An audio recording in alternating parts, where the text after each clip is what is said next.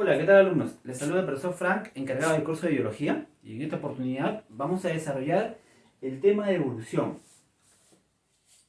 ¿Cómo se explica la gran variedad de organismos que se encuentran en la naturaleza? Las primeras civilizaciones argumentaban que los seres vivos que se encuentran en la naturaleza son formados por única vez, ¿no?, mediante una fuerza sobrenatural. Esa teoría, denominada fijista, fue planteada por Aristóteles. Aristóteles plantea que la explicación de la gran diversidad de especies que se encuentran en el medio ambiente se debe justamente por una fuerza sobrenatural que va a ejercer en la materia inerte y va a generar la variedad de seres vivos que encontramos en la naturaleza. En eso consiste la teoría fijista.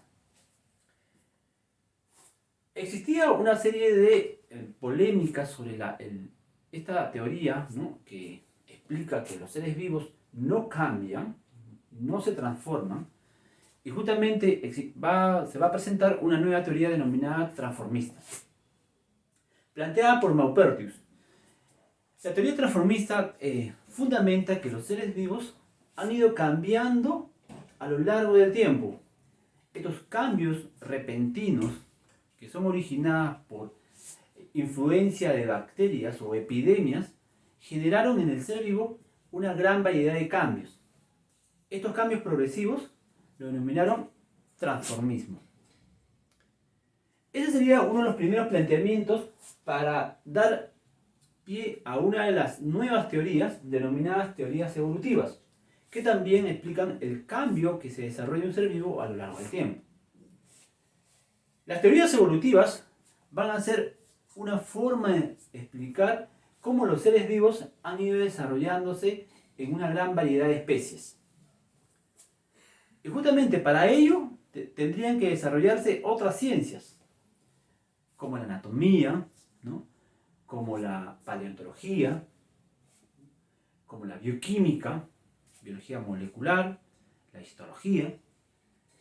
Serían ciencias que van a permitir explicar o argumentar de que este transformismo, estos cambios repentinos que se desarrollará un ser vivo, van a ser parte del proceso de evolución que van a desarrollar todos los seres vivos.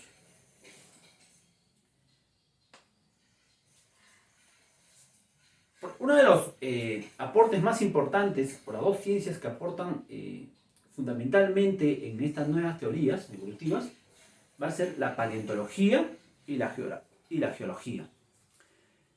La geología, por ejemplo, va a explicar, recordemos que la geología va a ser fundada por Hunton, ¿no? Hunton va a explicar justamente que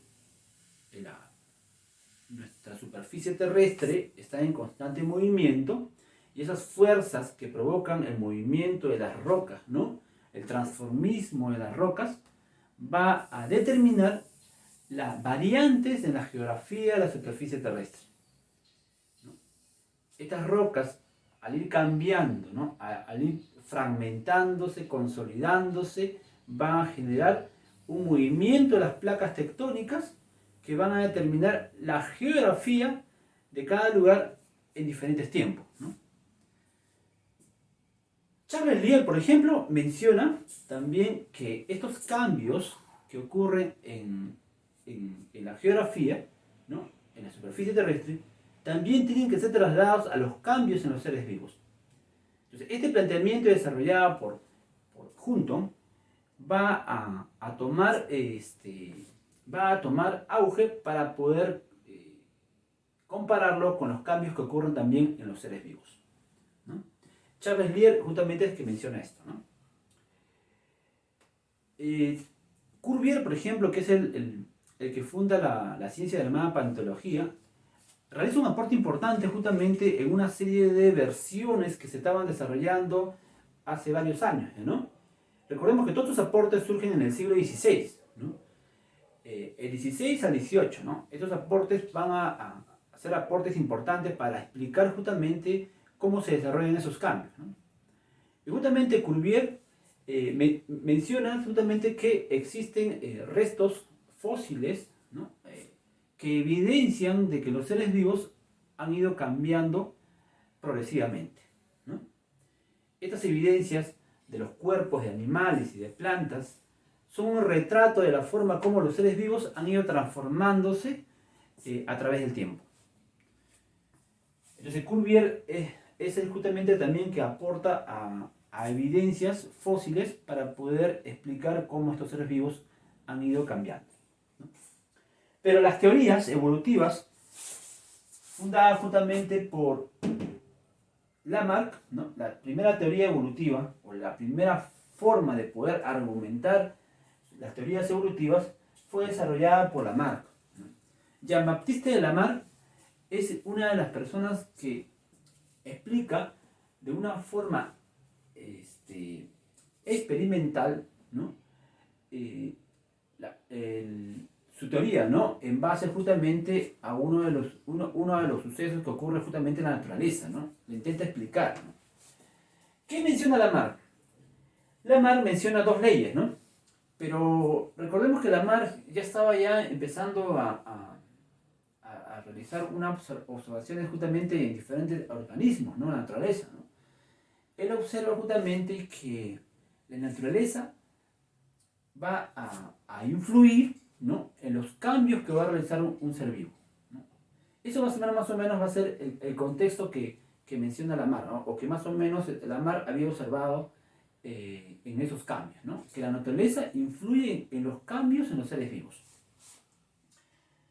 Él justamente ya empieza a dar una serie de enunciados, ¿no? que intentan explicar de una forma razonable que los seres vivos han ido cambiando a lo largo del tiempo, ¿no? Siempre hubo esos cambios, ¿no? Entonces, Lamarck tiene más o menos esa idea, ese contexto, y plantea su teoría en base a esas ideas. Él plantea dos teorías, ¿no? Dos leyes, perdón. La ley del uso y desuso y la ley de la herencia adquirida. ¿En qué consisten estas dos leyes? Bueno, en la primera ley, por ejemplo, Lamarck menciona que cuando una estructura, ¿no? deja de usarse, esta estructura u órgano, también es órgano, cuando hablamos de estructura nos referimos a un órgano, un brazo, un pie, un ojo, ¿no? Los ojos, las orejas, a eso me refiero con estructura, ¿no? Un órgano. Cuando una estructura u órgano deja de usarse, este órgano tiende a desaparecer o a reducirse de tamaño. Es lo que menciona justamente en cuanto al desuso. En cambio, los órganos, las estructuras u órganos que se usan constantemente tienden a desarrollarse, ¿no? Entonces Lamarck dice, ¿no? Si yo tengo un organismo, un individuo, que hace uso de ese órgano se va a desarrollar progresivamente, va cambiando progresivamente y cada vez se va a desarrollar mucho más. Pero si ese órgano deja de usarse, ese órgano se va a atrofiar, ¿no? Se va a reducir de tamaño o va a desaparecer. Ahora, este carácter del órgano que acabo de mencionar, o bien se desarrolla o bien desaparece, esta característica va a ser transmitida a sus descendientes. Y en eso se basa la herencia adquirida. Entonces, según Lamarck, va a haber una continuidad lineal, ¿no? De progenitores a descendientes. Esas características que se han adquirido ahora se van a transmitir a los descendientes. Entonces, en eso se fundamenta la teoría de Lamarck. ¿Cómo lo relacionamos? Un ejemplo típico que menciona Lamarck es de la jirafa. Las jirafas, dice, hace muchos años, ¿no? Las jirafas tenían un cuello corto. Se alimentaban, por ejemplo, de pasto.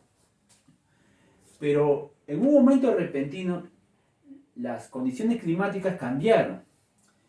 Y eso generó, justamente, de que desaparecieran los pastizales, ¿no? Y solamente van a encontrarse en ese lugar desértico los árboles de acacias, por ejemplo, ¿no? Estas acacias dispersas que retienen mayor cantidad de agua que el pasto, ¿no? Va a ser el único medio de alimentación de las jirafas. Pero las acacias tienen un tamaño determinado, ¿no? O sea, las hojas y los frutos se encuentran en un tamaño mucho menos accesible para esta jirafa de cuello corto. Entonces esta jirafa lo que va a hacer es esforzarse para poder alcanzar las hojas o los frutos de estas acacias.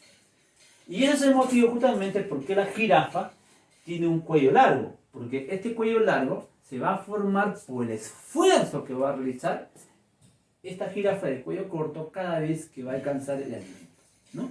Va a elongar el alimento, va a extender su cuerpo para alcanzar ese fruto o esas hojas que se encuentran en el lugar. Ese es el motivo por qué las jirafas cambiaron de un cuello corto a un cuello largo. Porque el órgano que se utiliza más se va a desarrollar mucho más. Entonces, a eso se refiere cuando tú usas un órgano, ¿no? Este órgano se desarrolla más. Esa es la explicación justamente que él argumenta en el tema de la jirafa que tiene un cuello largo, ¿no? Que es único o es casi especial, ¿no? En los animales, ¿no? Ningún animal tiene esta característica, ¿no? Y justamente Lamarck menciona ese postulado, esas leyes, ¿no? Entonces, esta jirafa de cuello largo, cada vez que va a elongar su cuello, va a crecer más y va a transmitir esa información a sus descendientes. La otra jirafa va a hacer lo mismo, y justamente eso se explica de por qué las jirafas tienen un cuello largo, ¿no? Las jirafas actuales. Otros ejemplos que menciona Lamarck es, por ejemplo, también de algunos animales, ¿no? Que viven en las zonas subterráneas. Van a utilizar menos los ojos, ¿no? Y por eso justamente se explica de por qué los topos son ciegos, ¿no? O ciertos animales que viven en estos lugares subterráneos dejan de usar ese órgano que son los ojos y pierden esa característica, ¿no? De la visibilidad. También las serpientes que tenían patas, ¿no? Al arrastrarse constantemente van a dejar de usar las patas. Y por eso se explica por qué justamente estos órganos han desaparecido, ¿no? También las aves, ¿no? Al atrapar el alimento en el mar, ¿no? Van a empezar a nadar, ¿no? Y ese esfuerzo que realizan al nadar con las patas van a permitir la aparición, ¿no? La aparición de membranas interdigitales, ¿no? Recordemos que las aves guaneras, ¿no? Que justamente que se lanzan en picada al mar para atrapar a los peces, van a nadar debajo del agua. Entonces ellos han generado justamente, como parte de su evolución, ¿no? Membranas interdigitales, que tienen la simulación de una aleta, ¿no? Para poder atrapar a los peces. Entonces eso también observaron justamente en las aves guaneras. Ahora, otra de las teorías más revolucionarias y más acertadas a lo que acontece justamente el tema de la evolución es la desarrollada por Charles Darwin. En su famosa obra llamada Origen de las especies por selección natural, ¿no? Esta obra magistral que explica Darwin de cómo los seres vivos han ido cambiando, lo desarrolla justamente por una expedición que realiza, ¿no?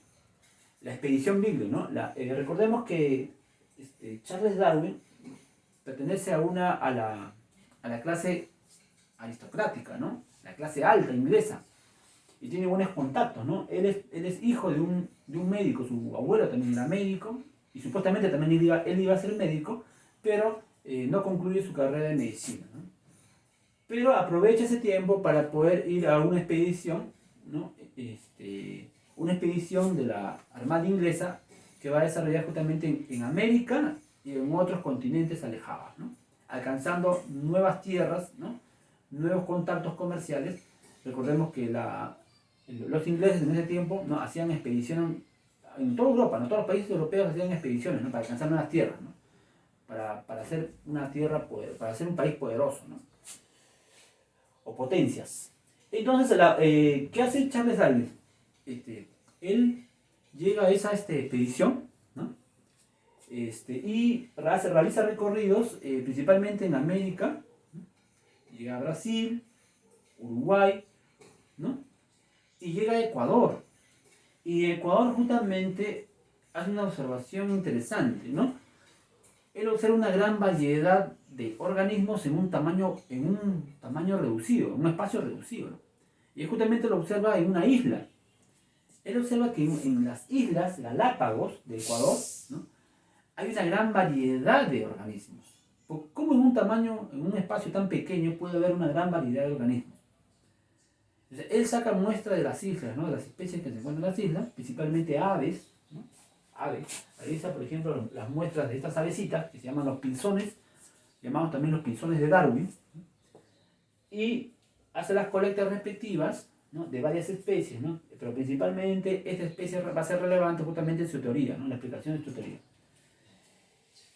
No, y cuando ya Darwin hace las colectas, él dice, ¿no?, hace la observación, ¿no?, de que estas especies que se encuentran aquí, o estas aves que se encuentran en varias islas, ¿no?, porque estas islas son varias islas, no solamente es una, son varias islas pequeñas, tienen semejanza, ¿no? Entonces él menciona, ¿no?, que estas colectas que había realizado eran variedades, ¿no?, variedades de estos pinzones. Pero ¿por qué existe tanta variedad? ¿No? Entonces eso está explicando. Pero para poder corroborar esas variedades, lo envía justamente a Inglaterra, ¿no?, para que puedan ser identificadas. Pero él observa algo interesante, ¿no? Él observa que estos pinzones presentan justamente esas formas de los picos, ¿no? Algunos pinzones tienen un pico grueso, ¿no?, curvado, grueso, ¿no? Otros tienen un pico menos curvado, ¿no?, pero también siempre esa parte cónica, ¿no?, como ven aquí, tiene una parte cónica, gruesa también. Algunos tienen un pico agudo, ¿no?, pero en la base es ancha. Otros no, otros tienen un pico mucho más agudo, menos angosto que el anterior, ¿no? Esta variedad de picos que habíamos observado, Charles Darwin, va a ser importante justamente para poder explicar cuáles son los resultados que va a tener cuando ya se han identificado justamente esas variedades, ¿no? Y cuando regresa Charles Darwin de la expedición, ¿no?, justamente se va con una serie de ideas, ¿no?, en el tema justamente de las formaciones geológicas que había observado, por ejemplo, en Uruguay, ¿no?, los fósiles que había identificado también, ¿no?, en esas cordilleras, en esos lugares, ¿no? Entonces, todas esas observaciones que realizan Charles Darwin van a ser importantes para explicar justamente su teoría. Y cuando llega justamente a Inglaterra y recoge los resultados de los pinzones, él se da con la sorpresa justamente que estas variedades que había colectado no eran variedades, sino eran nuevas especies. ¿Por qué en estas islas han registrado nuevas especies? Porque justamente ha pasado una serie de procesos, ¿no?, que han generado estas nuevas especies. Y justamente ahí está el fundamento, la explicación de su teoría, ¿no? Porque para que haya esos cambios repentinos, tuvieron que generarse tres cosas importantes, dice Darwin, ¿no? En un primer momento, todos estos pinzones se encontraban en una isla, ¿no? Y el pinzón que se encontraba en esa isla se alimentaba principalmente de semillas, ¿no?, de semillas. Por eso tienen ese pico. La forma de ese pico le va a permitir justamente romper la semilla, ¿no? Pero, al cabo del tiempo esas islas se separaron, ¿no? Entonces estas avecitas estaban condicionadas a alimentarse de lo que encontraban en esa isla. Algunos, por ejemplo, de repente habían semillas, ¿no?, había ese alimento. En otros habían, por ejemplo, otro tipo de plantas, como cactus. En otras plantas no había muchas semillas, sino había más frutos, ¿no? En otras no había ni semilla, había pocas semillas y frutos, y lo que había más eran insectos. Entonces, dependiendo de cómo iba a registrar, cómo era lo que le brindaba la naturaleza como alimento, es lo que esta avecita encontraba su estrategia para poder adaptarse a ese tipo de condición, ¿no? Entonces, eso es la explicación de por qué estas avecitas tienen la forma de pico, ¿verdad? Es de acuerdo a su alimentación, ¿no? Y ahí justamente va a haber un aislamiento, que se llama de aislamiento geográfico cuando están separados, y después un aislamiento morfológico, ¿no? Y finalmente hay un aislamiento reproductivo, ¿no? Estas avecitas tienen órganos reproductivos diferentes, ¿no? Y por eso justamente no se pueden reproducir entre ellos, porque son especies diferentes. Y de eso se explica justamente las especies que encontramos en estas islas. Y de la misma forma se explica también, ¿no? De por qué también cuando Darwin empieza a traspolar, ¿no?, esos cambios que se desarrollan en los pinzones, también lo desarrolla justamente en el hombre, en el proceso de hominización, ¿no? Y aquí hay mucha polémica, ¿no? Pero ya cuando Darwin hace desarrolla su obra de la explicación de la evolución del hombre, ¿no?, ya hasta este momento Darwin ya había tenido bastante acogida, ¿no?, aceptación, a pesar de que la iglesia era muy reacia, ¿no?, era muy crítica a lo que había mencionado Darwin, ¿no? Pero ya cuando empieza a plantear su otra obra, ¿no?, que explica justamente también la evolución en el hombre, ¿no?, por selección natural, ya tuvo bastante adeptos, ¿no? Los que la apoyan justamente es Charles Lyell, ¿no?, Cuvier, ¿no? Hay otras teorías también que fundamentan también de la misma forma lo que había mencionado Darwin, ¿no? Ahora, ¿por qué le llaman origen a las especies por selección natural? Y ahí vamos, a la explicación. Según Darwin, para que ocurra nuevas especies tienen que pasar 3 cosas importantes. 3 hasta 4, ¿no? Pero vamos a simplificar en 3 nada más. Lo primero que tiene que desarrollar la especie es una superpoblación, ¿no? Los individuos tienen que reproducirse y generar una población gigante. Cuando ya se tenga una población gigante, recordemos que una población es una cantidad de individuos, una cantidad de individuos en un determinado tiempo y espacio, ¿no? Entonces, cuando tenemos una población de individuos, una gran cantidad de población de individuos, ahora esos individuos van a estar a prueba de las condiciones del lugar. Entonces, lo primero es una superpoblación, abundancia de individuos en una población. La segunda fase es la adaptación o supervivencia de los más aptos, mejor dicho. La segunda fase es la supervivencia de los más aptos. Ahora estos individuos van a estar expuestos a ese medio ambiente hostil y los más aptos son los que van a sobrevivir. Por eso la segunda fase se llama supervivencia de los más aptos. Todos van a competir por el alimento, por el espacio, y solamente van a sobrevivir los más aptos. ¿Y quiénes van a ser los más aptos, profesor? Los más aptos van a ser los individuos que tengan las condiciones ideales para poder encontrar su alimento, encontrar su espacio, ¿no? Ya sea, recordemos que no solamente va a ser en condición física, sino va a ser en una condición inmunológica también. De repente puede evadir a una enfermedad, ¿no?, a una plaga, ¿no? También esa condición también está, ¿no? O la estrategia que utiliza, por ejemplo, de repente tiene un sistema de camuflaje, un sistema de evasión a los depredadores. Hay que haber competencia entre las especies, en los individuos, pero también va a haber competencia entre los depredadores, ¿no? Los depredadores también van a eliminar ese individuo. Entonces va a haber toda una supervivencia, va a haber una gran mortalidad. Y esos individuos que han quedado van a tener la prioridad de reproducirse. Entonces, ahí viene la segunda, ¿no? La tercera es justamente la reproducción de los individuos más aptos, ¿no? Entonces ya cuando la transmisión o la herencia de caracteres adquiridos a nuevas generaciones. Ese último proceso, ¿no?, que los individuos que han quedado ahora van a tener la capacidad de poder reproducirse, ¿no? Y ellos son los que van a transmitir esa característica ventajosa para ese ambiente, ¿no? Entonces, de esa forma justamente se escoge esa variante que les permite sobrevivir a ese individuo. Y pueden ser varias variantes, ¿no? Pueden haber una variante aquí y una variante acá, ¿no? Va a depender de cómo es el ambiente. Y eso es lo que ha ocurrido también con los pinzones, ¿no? Porque estos pinzones estuvieron en un lugar, ¿no? Se reproducieron, encontraron alimento en un momento, ¿no? Pero después fue cambiando, ¿no? Después fueron reduciéndose la cantidad de especies. Iban cambiando no iban cambiando. A diferencia de Lamarck, que menciona justamente que la naturaleza ejerce la selección, ¿no? Pero aquí, ejerce o influye en el cambio, como dice Lamarck, pero eso no es correcto, ¿no? Sino que nosotros mismos generamos variantes y las variantes son seleccionadas por la naturaleza.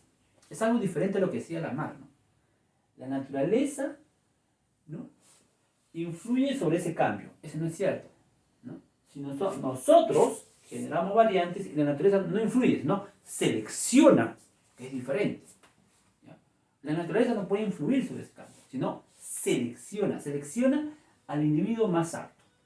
Entonces, eso más o menos explica Lamarck de que la naturaleza realiza una selección natural de los seres vivos que tienen mejores condiciones.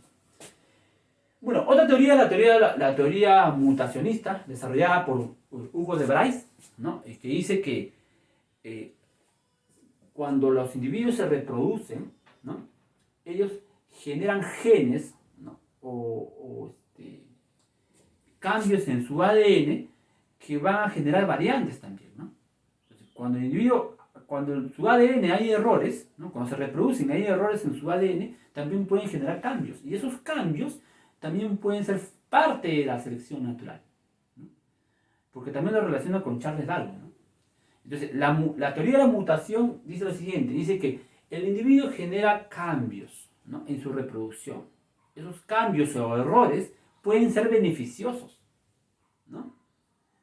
Y esos cambios son los que van a desarrollar justamente como evolución, ¿no?, como parte de la explicación de la evolución. Hugo de Bryce plantea eso, ¿no?, que los cambios no están en la reproducción, ¿eh? Dice, ¿no? No solamente están en la reproducción, sino están justamente como medio de errores que desarrolla el ADN, ¿no? La reproducción es un medio de transmisión, recordemos eso, ¿no? Pero en estas mutaciones que menciona Hugo de Bryce, ¿no?, estas mutaciones también pueden ser artificiales, ¿no? Nosotros podemos incidir en una mutación, ¿no? Podemos hacer que un individuo también pueda cambiar, ¿no?, generando mutaciones en laboratorio, ¿no? Pero normalmente en la naturaleza hay mutaciones, hay errores en tu ADN. Y hay individuos que tienen, por ejemplo, de repente tienen un ojo celeste, ¿no?, una variedad diferente, ¿no?, una capacidad diferente, y es el que se va a adaptar al medio ambiente, ¿no? Hugo de Bryce.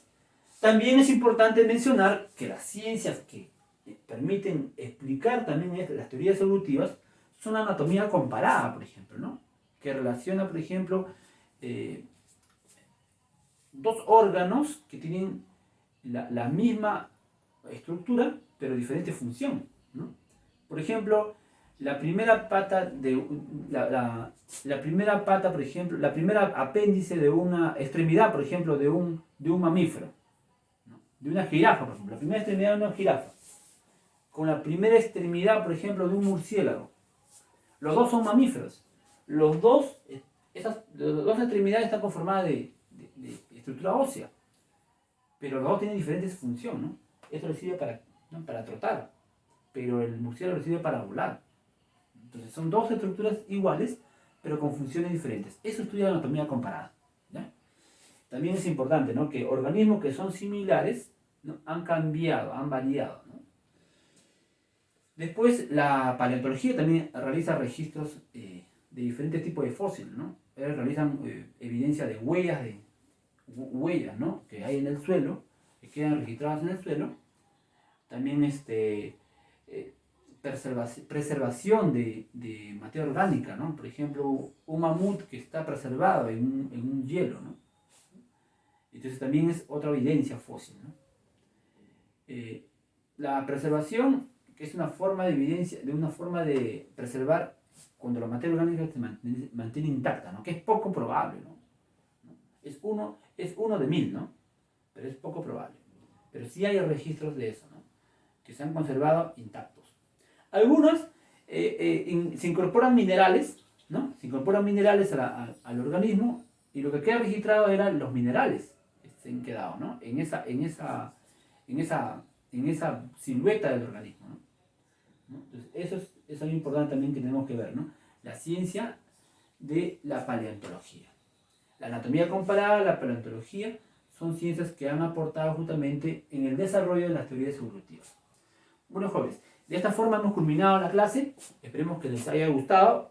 Hasta una próxima oportunidad. Estamos preparados ya para nuestra práctica calificada. Chao, chao.